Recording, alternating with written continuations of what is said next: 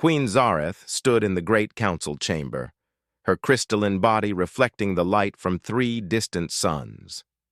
She was tired of this conversation, the same conversation she had heard 1,000 times before. "Your Majesty, you must produce an heir," High Magistrate Velcra said. Her voice was flat, emotionless, as all proper Xanthari voices should be. "The royal bloodline cannot end with you." Zareth wanted to sigh, but sighing was too human, too emotional. The Xanthari had long ago learned to keep their feelings hidden. Feelings were dangerous. Feelings led to chaos. "I am aware of my duty," Zareth replied, her voice equally flat. She touched the throne beneath her, feeling the cold obsidian against her crystalline fingers. "But our people's fertility problems are well known. Finding a compatible species has proven difficult." Commander Thaxil stepped forward. He was large for a Xanthari, his exoskeleton a deep purple that spoke of his military lineage. "The scientists have found a solution, Your Majesty. Only one species in the known galaxy shows genetic compatibility with our royal line." "Which species?" Zareth asked, though part of her already knew the answer. There was only one species chaotic enough, adaptable enough, strange enough to match with Xanthari biology. "Humans," Velcra said, the word like it tasted bad. "From the planet Earth." Zareth felt something flicker in her chest. Not quite emotion, but close. Humans were barely more than children in galactic terms. They had only been flying through space for 150 years. They were emotional, unstable, and lived such short lives. A human could live and die in the time it took a Xanthari to finish their basic education. "Humans are not suitable," Commander Thaxil growled. "They are weak. They feel too much. They die too quickly." "But they are compatible," Velcra said, "and Her Majesty needs an heir. The Earth government has agreed to provide volunteers. They want an alliance with our empire." Of course they did. The Xanthari Empire controlled 3 star systems and had the most powerful fleet in this sector of space. Earth was still struggling to colonize its own moon properly. "Very well," Zareth said. "Begin the selection process." 3 months later, Marcus Chen stood in a transport ship heading toward Xanthos Prime. He looked out the window at the alien world growing larger. It was beautiful in a terrifying way. With its purple oceans and silver cities that reached toward the sky. Marcus was 32 years old, though that meant nothing to the Xanthari. He was a xenobiologist, someone who studied alien life. He was also a former military medic. He had seen death up close during the colony wars. He had lost his wife and daughter when their colony was attacked by raiders. He had nothing left to lose. That was why he volunteered. "Nervous?" asked another volunteer, a young man named David who kept fidgeting with his uniform. "No," Marcus lied. He was absolutely terrified, but he had learned to hide fear during his military days. "Just thinking." "Do you think she's beautiful?" "The Queen?" David asked. "I saw pictures. She looks like a living diamond." Marcus had seen the pictures, too. Queen Zareth was 7 feet tall, her body covered in a crystalline exoskeleton that caught and reflected light. She had 4 arms, large dark eyes, and a face that was almost human but not quite. Beautiful was one word for her. Alien was another. Dangerous was probably the most accurate. The ship landed, and 50 human volunteers were escorted into the royal palace. Marcus had never seen anything like it. The walls were made of black volcanic glass, smooth and perfect. Everything was precise, ordered, controlled. It felt more like a museum than a home. They were lined up in the throne room. Queen Zareth sat on her throne, looking down at them. Her face showed nothing. No curiosity, no disgust, no interest. Nothing at all. She walked along the line, examining each volunteer like a scientist examining specimens. Her personal doctor, a thin Xanthari named Tekli, followed with a scanning device. "Compatible," Tekli would say, or "not compatible," and guards would escort the rejected humans away. When Zareth reached Marcus, she stopped. She looked directly into his eyes with those large, dark, alien eyes. He felt like she was looking through him, reading his soul. "Compatible," Tekli said. Zareth tilted her head slightly. "This one speaks our language?" Marcus had studied hard during the journey. He bowed his head respectfully but kept his eyes on hers. In careful, practiced Xanthari, he said, "Yes, Your Majesty. I wanted to understand your people." Something flickered across her face. Surprise, maybe? It was gone so quickly Marcus wasn't sure he saw it. "Why did you volunteer?" she asked. It was a question none of the other volunteers had been asked. Marcus decided to be honest. "Because I have nothing left on Earth, because I am fascinated by your species, and because I wanted to be part of something bigger than myself." Zareth studied him for a long moment. Then she looked at Tekli. "What is his specialty?" "Xenobiology and medicine, Your Majesty. He is also a soldier." "Interesting," Zareth said. She looked back at Marcus. "You may ask me one question." Marcus didn't hesitate. "Your Majesty, what do you hope your heir will become?" The entire throne room went silent. No one asked the Queen personal questions. No one asked what she wanted. They only told her what she must do, what her duty required. Zareth stared at him. For 3 full seconds, she said nothing. Then her exoskeleton shifted color slightly, just a touch of pale blue near her throat. Marcus would learn later that this was the Xanthari equivalent of surprise. "That is an unusual question," she finally said. "I believe unusual times call for unusual questions, Your Majesty." The corner of her mouth moved. Not quite a smile, but close. "I choose this one," she announced to the court. Commander Thaxil stepped forward. "Your Majesty, perhaps you should consider other options. This human seems too forward." "I have chosen," Zareth said, and her voice left no room for argument. She looked at Marcus again. "You will be given quarters in the royal wing. You have 3 Earth years to fulfill the contract. Do you understand?" "Yes, Your Majesty," Marcus said. "Good. We begin tomorrow."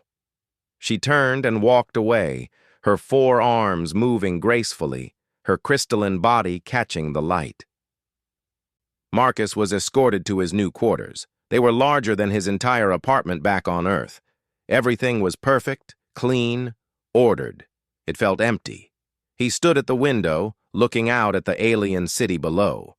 Somewhere in this palace was a queen who needed an heir, a queen who had looked at him with those dark eyes and chosen him.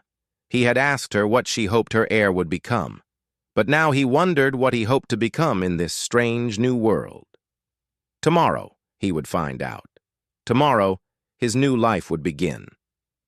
And in her private chambers, Queen Zareth stood at her own window, thinking about the human who had asked her about hope. No one had asked her about hope in 200 years. Her exoskeleton flickered pale blue again. She told herself it meant nothing. This was a biological transaction, nothing more. She needed an heir. The human provided genetic material. Emotion would not be involved. But as she prepared for sleep, she found herself wondering about that question. What did she hope her heir would become? She had never allowed herself to think about it before. Duty didn't care about hope. The human had asked anyway. How strange. The medical scanner hummed softly as Dr. Tekli reviewed the results. Queen Zareth sat perfectly still on the examination table, her face showing nothing. But inside, her hearts were beating faster than normal. "Confirmed," Tekli said finally, his voice professional. "Your Majesty is with child. The heir is healthy and developing normally." Zareth should have felt relief. This was what she needed. What her people needed. The royal bloodline would continue. Instead, she felt something else. something complicated. "The human's contract can be ended," High Magistrate Velcro said. She had insisted on being present for the confirmation. "We will send him back to Earth with honors. The genetic material is secured." "Not yet," Zareth said quickly. Too quickly. Velcro's exoskeleton flickered orange with suspicion. "The child needs to reach the second trimester. It is too early to be certain."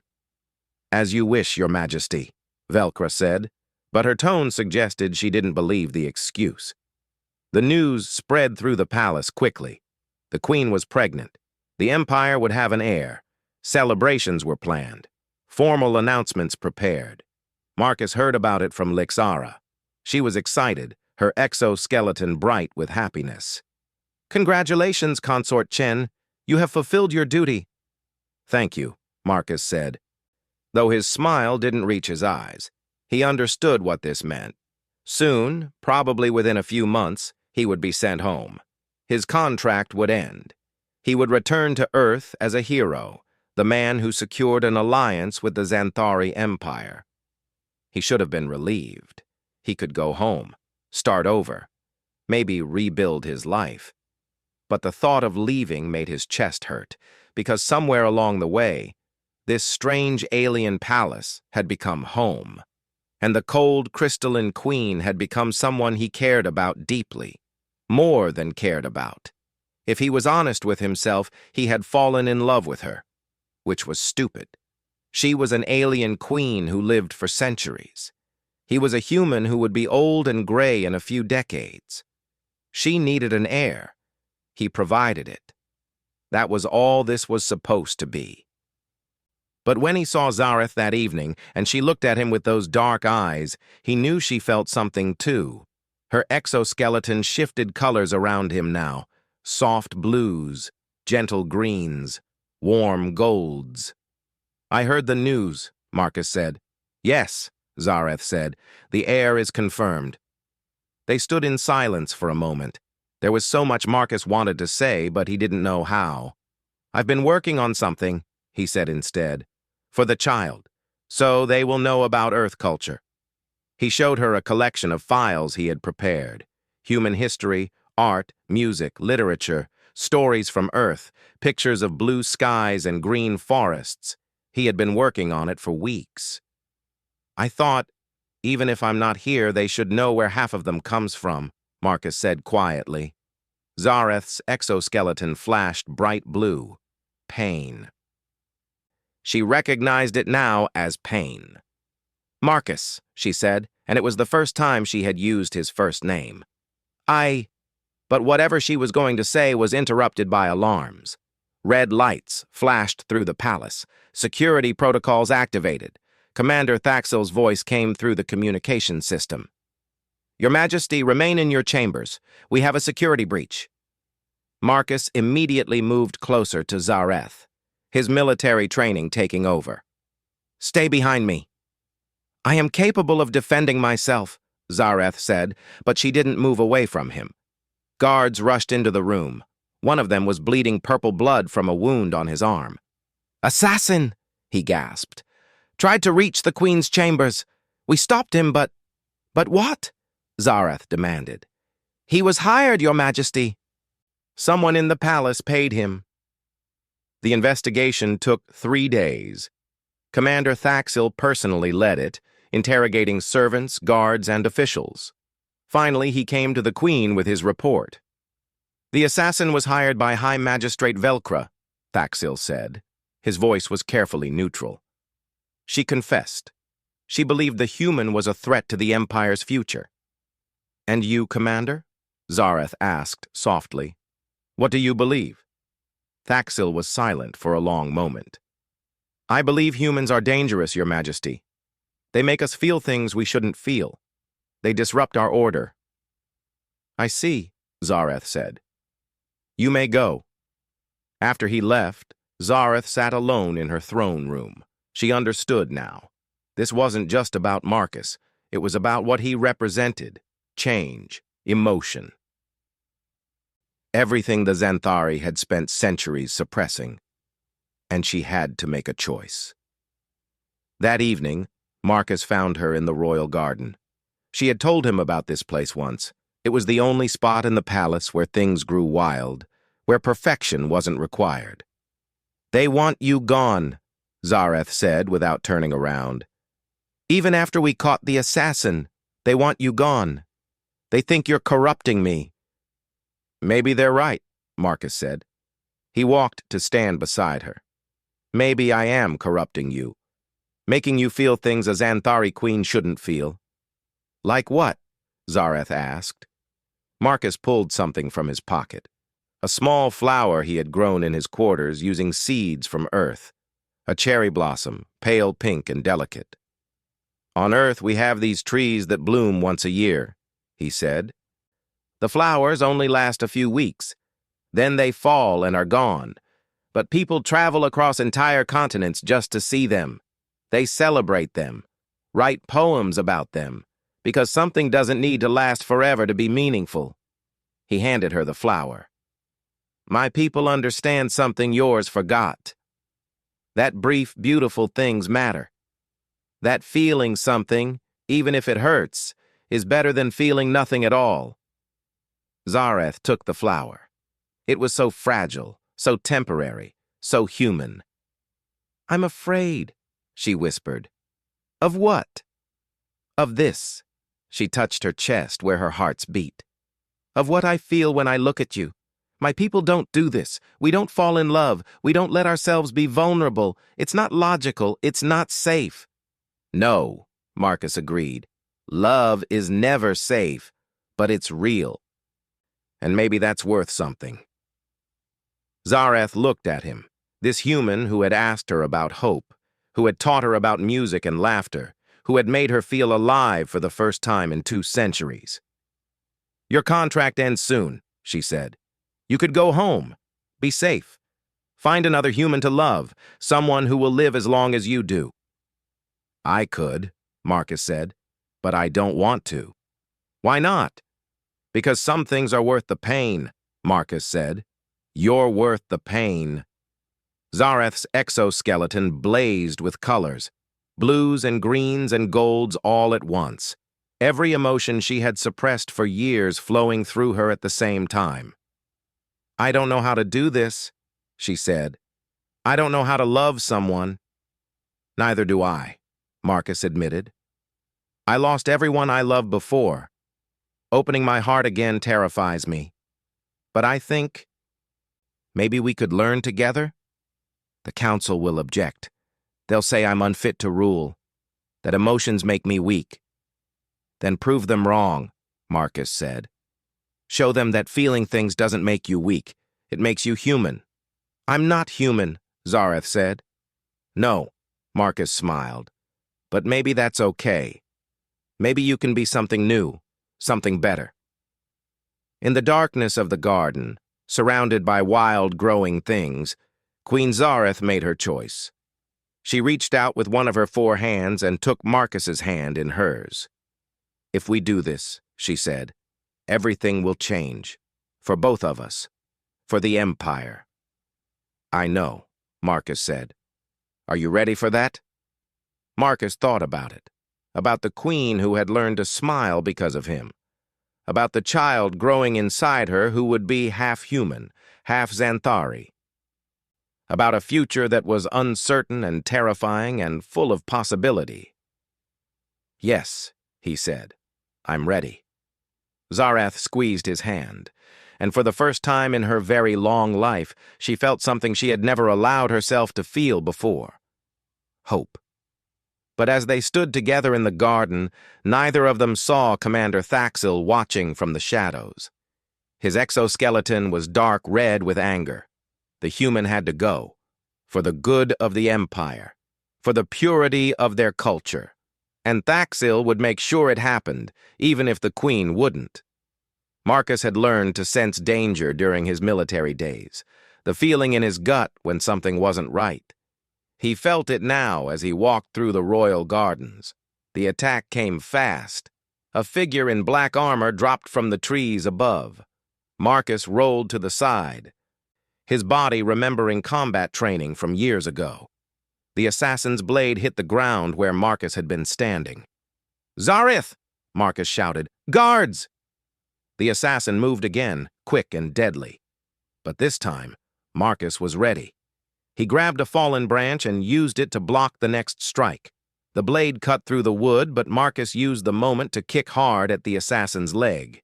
The assassin stumbled, and Marcus ran. Not away, but toward the Queen's chambers. The assassin followed.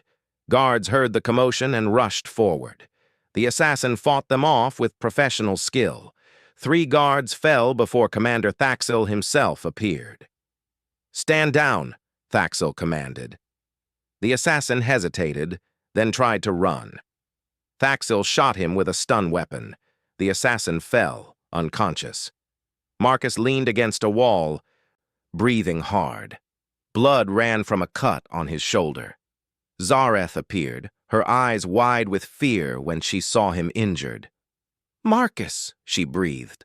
Her hands reached for him without thinking, checking his wound. In front of the guards, in front of everyone.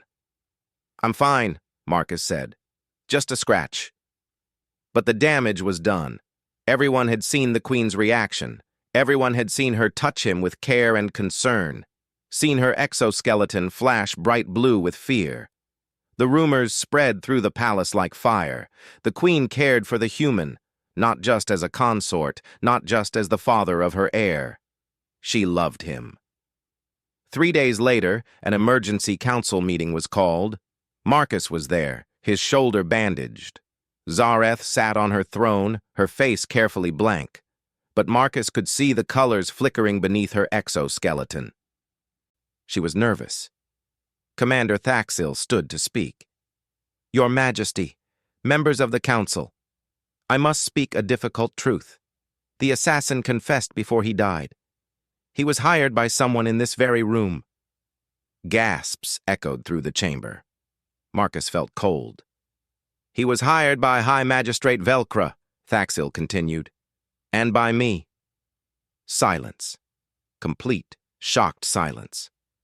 "We believe the human was corrupting Her Majesty," Thaxil said, his voice steady, making her weak with emotion, threatening the stability of our empire. "You tried to kill him?" Zareth's voice was ice. "You tried to kill the father of my child?" "We tried to save you from yourself," Thaxil said. "Look at you, Your Majesty. You glow with colors like an adolescent. You ask questions about happiness. You smile. These are not the actions of a proper Xanthari queen," other council members murmured, some in agreement, some in shock. "So you decided to commit murder?" Zareth demanded. "We decided to protect tradition," Thaxil said. "But I see now that I was wrong. Not about the human being dangerous. He is dangerous. But about the method." He turned to face the full council. "I propose we end the human's contract immediately. Send him back to Earth. Raise the heir according to proper Xanthari values, without human contamination." More murmurs. This time, more council members nodded. Marcus stood. "May I speak?" "The human has no voice in council," an elder said. "Let him speak," Zareth said. Her voice left no room for argument. Marcus walked to the center of the chamber. He looked at all the assembled Xanthari, with their crystalline bodies and emotionless faces. "You think I'm corrupting your queen," Marcus said. "Maybe I am, but not in the way you think." He pulled out a data pad. "I've been studying your history, your real history, not the sanitized version. Did you know that 5,000 years ago, the Xanthari were known across the galaxy for their art, their music, their poetry?" He projected images onto the chamber walls. Ancient Xanthari artifacts, full of color and passion and life. "You were emotional beings once," Marcus continued. "You loved, you laughed, you cried. Then came the wars, and you decided emotions were too dangerous, so you suppressed them. And it worked. You survived." He changed the image. Charts and graphs appeared. "But look at these numbers. Your population has been declining for 3,000 years. Mental health issues are rising. Creativity is dead. You have peace, but at what cost? Scholar Vexen stood. The human speaks truth. I have studied this as well. Our suppression of emotion correlates directly with our fertility crisis. Then we must suppress harder, Thaxil argued. Find another solution. There is no other solution, Marcus said, because the problem isn't biology, it's culture. You can't create life when you've forgotten how to live. He looked at Zareth. She sat perfectly still, but her exoskeleton glowed softly. Your queen is not weak because she feels, Marcus said. She's strong because she has the courage to feel. She has the courage to change, to grow, to become something more than just a symbol. Pretty words from a short-lived species, Thaxil said coldly. What do humans know of building civilizations? You've barely left your own planet. We know that love matters, Marcus said simply. We know that a life without feeling is not a life worth living. We know that holding on to someone you care about, even when it hurts, even when it's hard, is worth it. He turned to address the whole council. You say I'm corrupting your queen. You're right, I am. I'm corrupting her with hope, with joy, with the possibility of happiness. And yes, with love. The chamber erupted in arguments. Some council members supported Marcus. Others demanded he be silenced. It was chaos. Then Zareth stood. The chamber fell silent. She walked down from her throne, her 4 arms moving gracefully. She walked past Marcus, past the council, to the center of the room where everyone could see her. You want to know if the human has corrupted me? She said. Her voice echoed in the silence. He has, completely. Her exoskeleton blazed with light, every color imaginable flowing across her crystalline body, blues and greens and golds and reds. For 200 years I have ruled with logic and duty, Zareth continued. I made every decision based on what was proper, what was traditional, what was safe, and I was miserable, empty, going through the motions of life without living. She looked at Marcus. Her eyes were soft. Then this human came, with his questions and his music and his ridiculous insistence on caring about people. And he taught me something I had forgotten, that life is supposed to mean something, that we're supposed to feel things. She turned back to the council. I love him. There, I said it. Queen Zareth of the Xanthari Empire, love a human, a short-lived, emotional, chaotic human, and I'm not ashamed of it. The council stared at her in shock. You can remove me from the throne if you wish, Zareth continued, but you cannot remove this from me. Marcus didn't corrupt me, he saved me. He reminded me what it means to be alive. She walked to Marcus and took his hand, in front of everyone. A queen holding hands with a human. I invoke the ancient law, she said. The law that says the queen's heart chooses the king. I choose Marcus Chen, not just as a consort, not just as the father of my heir, as my partner, my equal, my love. The chamber erupted again. Some council members stood in support. Others protested loudly. Commander Thaxil looked like he wanted to draw his weapon. But then, Scholar Vexen stood. I support the Queen's choice, he said loudly, and I propose we vote, not on her feelings, but on her fitness to rule. Has she been a good queen? The vote was called. One by one, council members voted. Some voted against her, but more voted in her favor. When it was done, Zareth had won. Barely. But it was enough. Commander Thaxil stared at the results. Then, slowly, he bowed his head. The council has spoken, he said. I will accept the decision, but I remain skeptical, Your Majesty. That's fine, Zareth said. Skepticism is healthy. Just don't try to kill my partner again. Understood, Thaxil said stiffly. As the council dispersed, Marcus and Zareth stood together in the center of the chamber. Her hand was still in his. That was brave, Marcus said softly. That was terrifying, Zareth corrected. But necessary. What happens now? Zareth smiled. A real, genuine smile. Now we change everything. And she meant it. Because a queen who had learned to love was a queen who would teach her people to love again. Even if it took centuries. Even if it was hard. Some things were worth the wait. The birth chamber was filled with soft blue light. Dr. Techley moved efficiently between medical equipment, his exoskeleton showing hints of nervous yellow. Marcus held Zareth's hand, or rather, she gripped his hand hard enough that he worried it might break. "You're doing great," he said, though honestly, he had no idea how Xanthari births worked. But encouragement seemed universal. "Easy for you to say," Zareth gasped. Even in pain, she tried to maintain some dignity.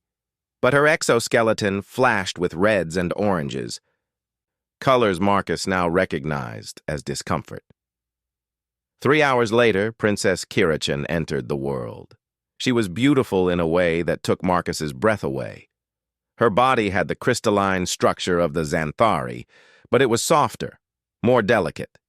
Her exoskeleton shifted colors constantly, flowing like water. She had her mother's 4 arms and her father's brown eyes. When she opened her mouth to cry, the sound was musical. Not quite Xanthari, not quite human. Something new. "She's perfect," Marcus whispered, tears running down his face. Zareth looked at their daughter with wonder. Her exoskeleton glowed pure gold, pure joy. "She is," she agreed softly. The news spread across the empire instantly. The heir was born. Half Xanthari, half human, the first of her kind. Reactions were mixed. Some celebrated, others worried. But no one could deny that Princess Kirachan was remarkable. The months after her birth were busy. Zareth returned to ruling, now with a baby and a partner beside her. Marcus officially became king consort, though he insisted everyone just call him Marcus. He worked on establishing the first human Xanthari cultural exchange program. Human teachers came to Xanthos Prime. Xanthari students went to Earth. Knowledge flowed both ways. Marcus also started something else, a school within the palace where young Xanthari could learn about emotions. Not to suppress them, but to understand them, to use them. At first, parents were skeptical, but when their children came home, smiling, laughing, creating art, they started to listen. "You're causing a revolution," Scholar Vexen told Marcus one day in the library. "A quiet one, but a revolution nonetheless." "Is that bad?" Marcus asked. "No," Vexen said. His exoskeleton flickered green with amusement.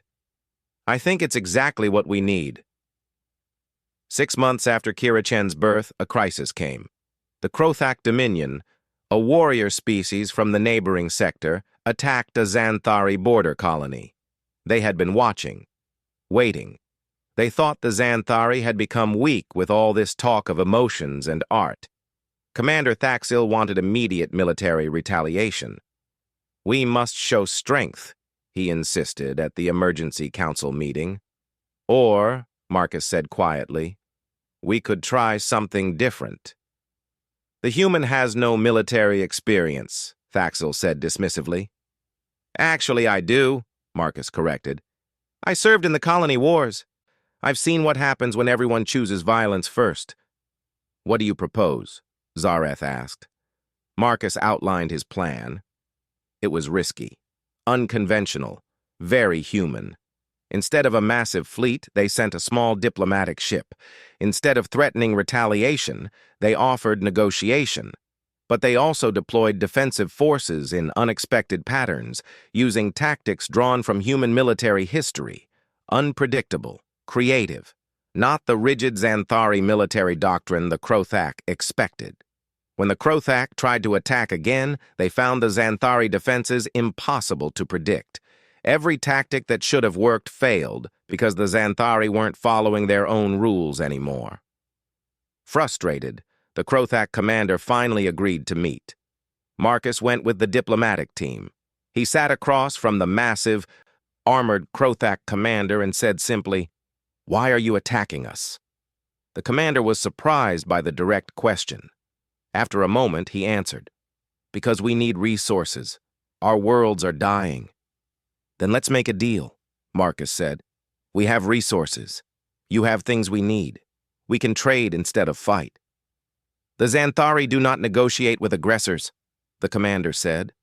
"The old Xanthari didn't," Marcus agreed.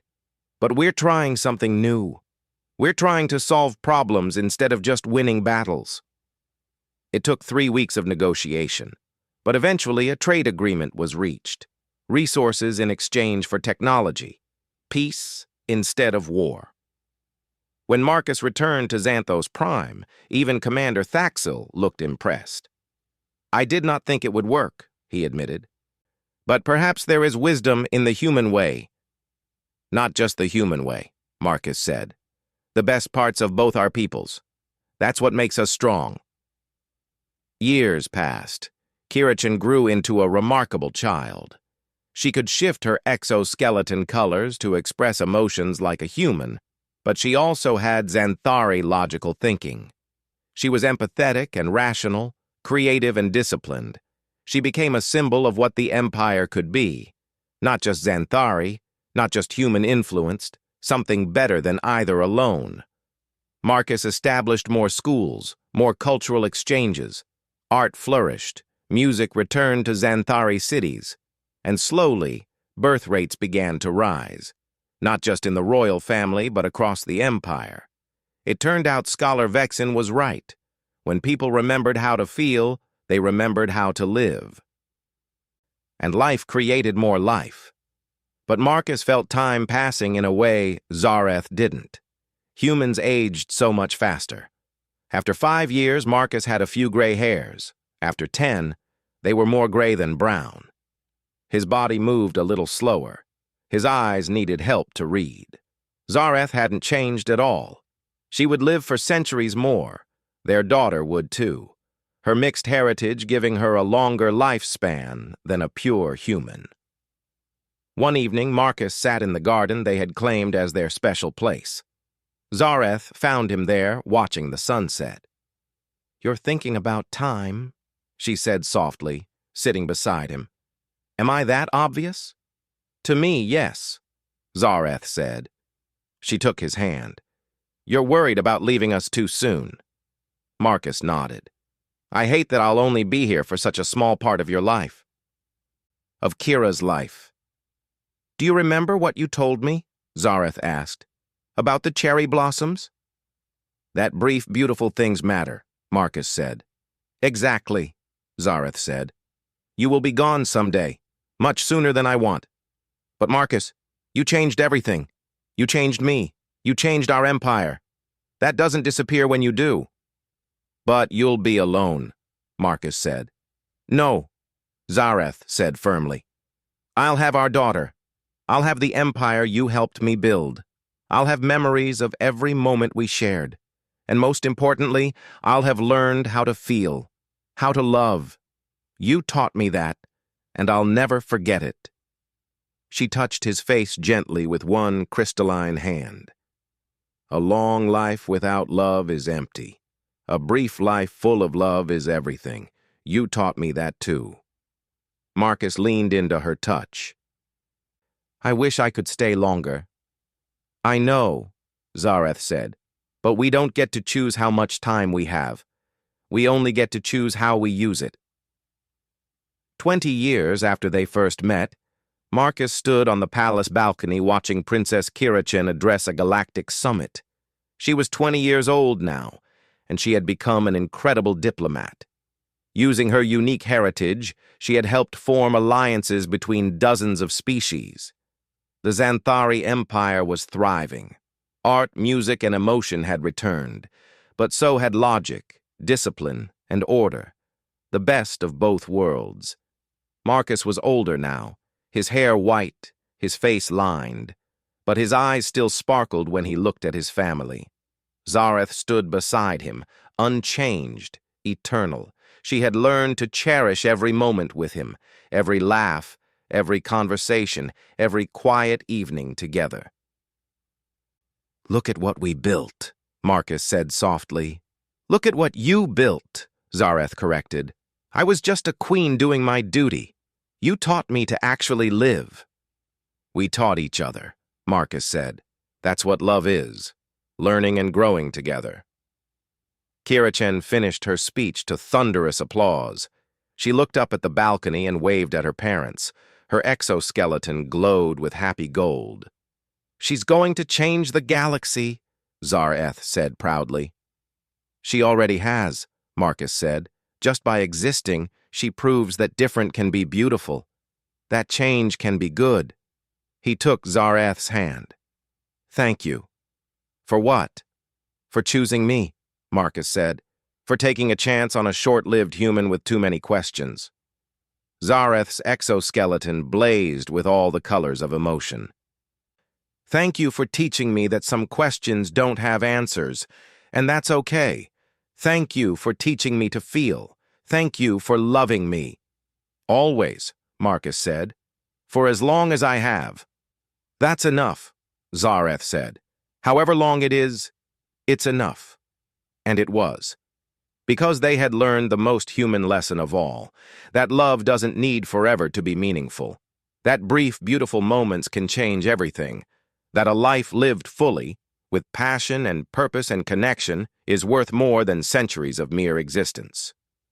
Marcus would eventually pass, as all humans do. But his legacy lived on in Princess Kira-chen, in the changed empire, in the Xanthari, who had learned to feel again.